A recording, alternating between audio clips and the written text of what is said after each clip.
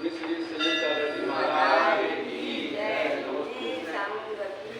हम सभी अंतिम तीर्थेश वर्धमान स्वामी के शासन में विराजते हैं और उनकी विश्लेषणा जो जन जन का हित करने वाली है, समीचीन सुख को देने वाली है, उस वाणी का पालन करें। जयवंत हो श्रवण सरस्वती, जयवंत हो नमस्ते सरस्वती। मूर्ता संसार में रुलाती है मूर्ता, संसार में रुलाती है मूर्ता, भावों में भ्रमण कराती मूर्ता। मूर्ता से ही, जब तक मूर्ता है तब तक संसार का भ्रमण है, जब तक मूर्ता है तब तक संसार का भ्रमण है, जब तक मूर्ता का भाव नहीं होगा तब तक मोक्ष मार्ग भी नहीं बन सकता।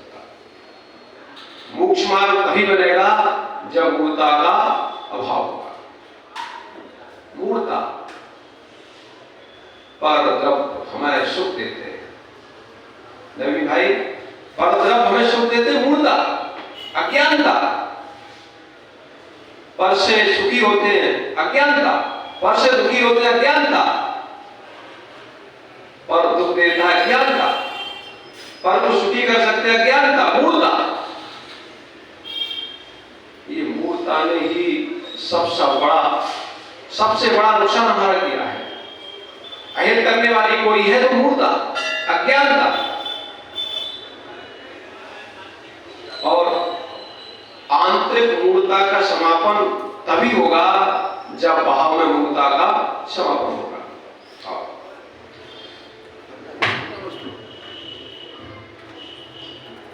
बाह्य मूर्ता के समापन के बिना, बाह्य मूर्ता के सद्भाव में आंतरिक मूर्ता का निश्चय नहीं होता। बाह्य मूर्ता के अभाव में सद्भाव के बिना, सद्भाव के साथ जब तक अभाव नहीं होगा तब तक आंतरिक मूर्ता का क्षरण नहीं होगा, समापन नहीं होगा। इसलिए आंतरिक मूर्ता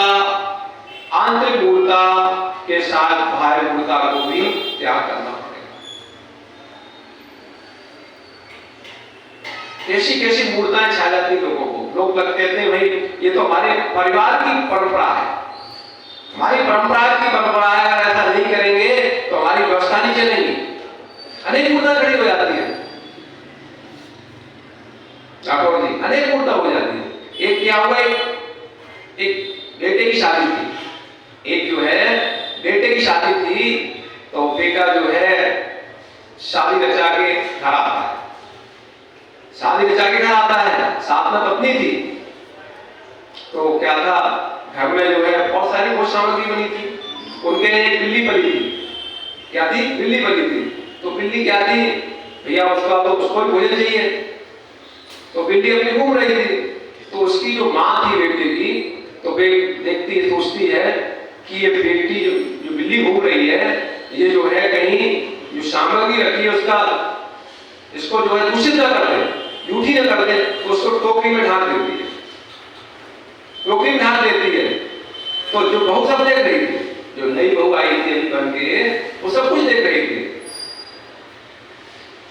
सारी कुछ देख रही थी। समय बीतता है, समय बीत गया, चलता गया, मतलब मूर्ताएं, ऐसी मूर्ताएं खड़ी हो जाती हैं जिनकी आप कल्पना नहीं कर सकते, सोच नहीं सकते। और आदमी कहता नहीं भाई इसके बिना तुम्हारा काम ही नहीं हो सकता। अगर ऐसी व्यवस्था नहीं करेंगे तो देवता नाराज हो जाएगा, देवता नाराज हो जाएगा। कितने प्रकार के देवता हैं जिसकी कोई सीमा नहीं है। तो अब उसका, अब जो बहू आई थी उसका ही बेटा हो गया, बेटा बड़ा हो गया थोड़ा दिन बाद। अब उसकी बेटे की शादी का समय आ गया, बेटे की भी शादी का समय आ गया। अब बेटा जो है, बेटा भी जाता है जस के बारात देके, वो भी अपनी सगनी को, दुल्हन को लेके आ जाता है। अब घर में प्रवेश करता है, तो अब बेटी की मां कहती है अपने पति देव से, यहाँ आओ, यहाँ आओ। कि भाई क्या हुआ? अरे भाई अभी नहीं हुई, अभी रसम पूरी नहीं हुई, अभी तो रसम करनी है। पहले एक बिल्ली लेके आओ, पहले एक बिल्ली लेके आओ। बिल्ली लेके आओ, हाँ आपको कुछ पता तो नहीं है, आप तो कुछ देखते नहीं हो। अरे मैं जब मैं आई थी तो हमारी आपकी माँ थी, सासू थी, उन्हें बिल्ली को रखा था टोकरी बंद करके, बिल्ली को टोकरी बंद करके पहले रखो, नहीं तो ये रस्म पूरी नहीं होगी, नहीं तो देवता नाराज हो जाएगा। बिल्ली भी देवता बन गई। अब बिल्ली को बगैर टोकरी में बंधना मतलब बंधना बन गई। अब मतलब बिल्ली को बुलाते हैं, बिल्ली को लेके आता है, टोकरी लगाते हैं, तब उनकी रस्म पूरी होती है। ऐसी एक नहीं अनेक, ये तो एक उदाहरण है, दृष्टांत है। आप देखो परिवार में, घर में, समाज में कितनी मूर्ताएं हैं। कहते नहीं भाई ऐसा नहीं होगा तो ऐसा काम नहीं होगा। अरे आप देखो पूजन, आप पूजन की बात करोगे, मंदिर में 4 वेदियां हैं, 2 वेदियां हैं, आप देखो हर वेदी की पूजन पद्धति में भिन्नता मिल जाएगी, और ऐसी भिन्नता हो जाती, और भिन्नता होने के बाद उनकी ऐसी मतलब ऐसी वृत्ति छा जाती है, एकांत छा जाता है, नहीं भाई ऐसे ही करेंगे, ऐसा ही करेंगे, ऐसे ही करते हैं। जबकि भक्ति तो भक्ति है, क्रिया तो क्रिया है, क्रिया में एकांतता मूर्ता को जन्म देती है, एकांतता हठधर्मता क्या देता, मूर्ता को जन्म देती है, मूर्ता यही मूर्ता बन जाती है।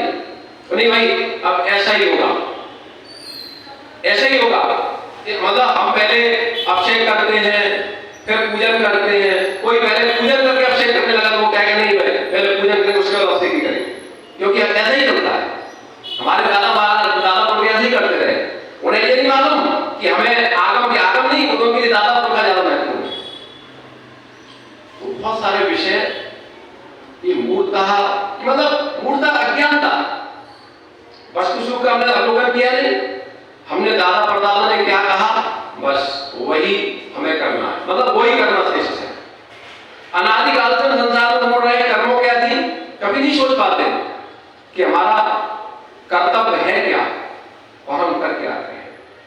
महाराज जी परंपरा समझते हैं, पुराने जो करते आ रहे उसको परंपरा चला रहा, तो इसका विरोध कैसे? परंपरा तोड़ना नहीं चाहते, मतलब परंपरा से इतना राग है कि उस परंपरा को नहीं तोड़ना चाह रहे, जो लगता है परंपरा ही भगवान का आत्मा है। अब यहाँ आचार्य भगवान कह रहे हैं अपगा सागर स्नान, अपगा सागर स्नान मुच्चया सिक्तास्मनम गिरपातों की पातश्चा लोक मूढ़ में रहते हैं। मतलब मूर्ता कितने प्रकार की होती है, 3 प्रकार की।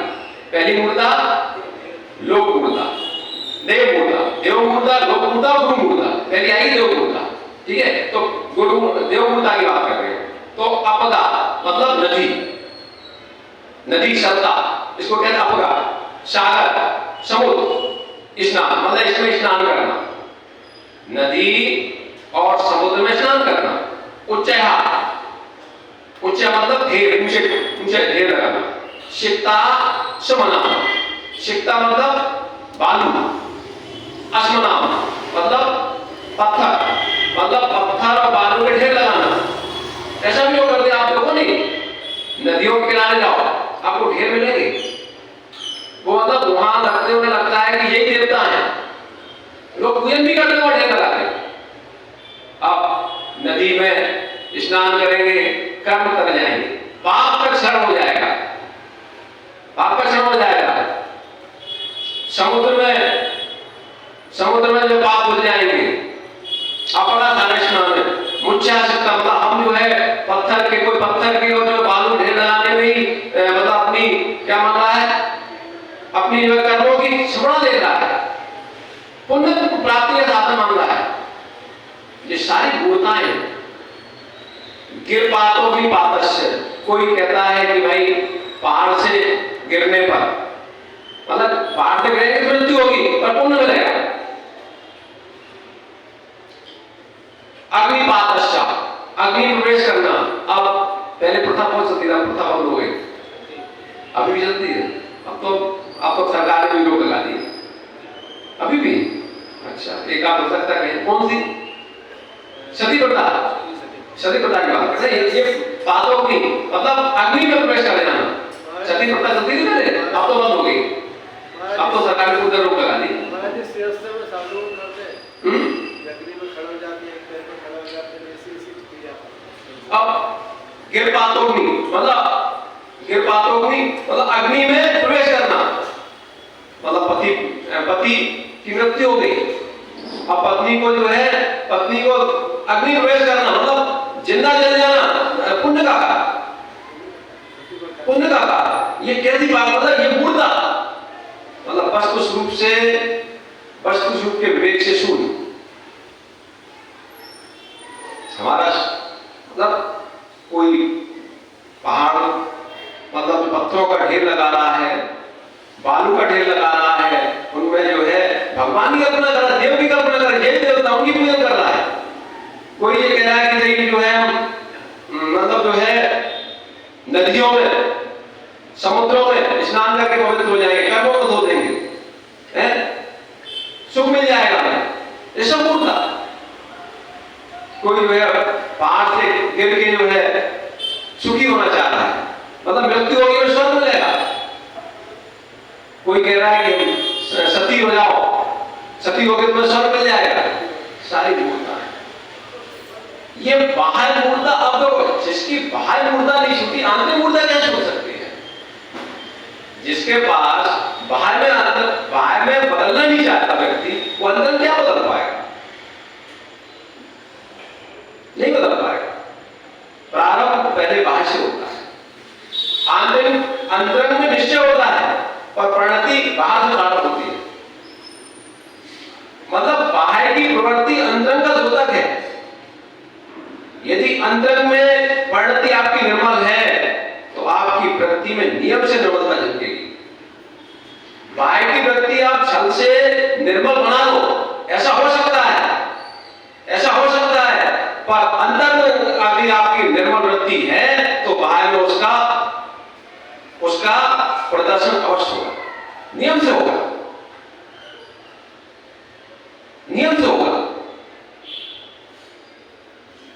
एक समय हमारा इस भाव का मूल्यवान है, एक समय हमारा इसका मूल्यवान है। इन अनादि के संस्कारों के वश, कर्मों के वश हमने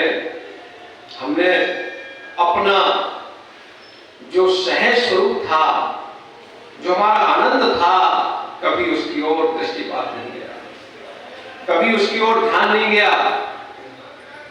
पर को ही अपना मानने में, पर को ही सुख मानने में निरंतर आनंदित हो रहे हैं, क्योंकि अपने स्वरूप से अनभिज्ञ हैं, क्योंकि भूख का भाव